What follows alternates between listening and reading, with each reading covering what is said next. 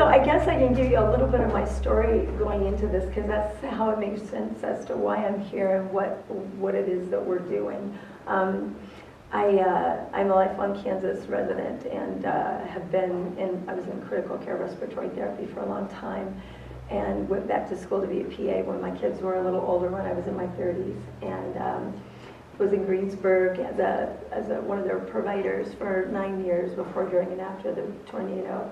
I learned a lot through that process.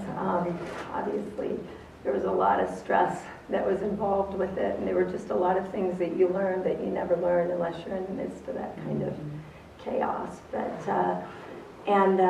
I worked with another company called Doxu Care. They came after the tornado, and their sister company is a humanitarian group called Heart to Heart International, and they set up a mobile clinic in our town for about a month, and while we were trying to salvage what we could from the wreckage and dry out our medical records, and got to know the CEO and founder of that company really well, and he recruited me. And so while I was even still a provider in Greensburg, I started working with this company out of Olathe called Doxu Care.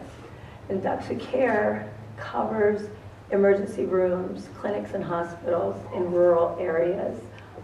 And for them, I worked for 29 different hospitals over the last, 11 years that I was with them. And you know, every town has its own personality. Every town has its own strengths and weaknesses. Every hospital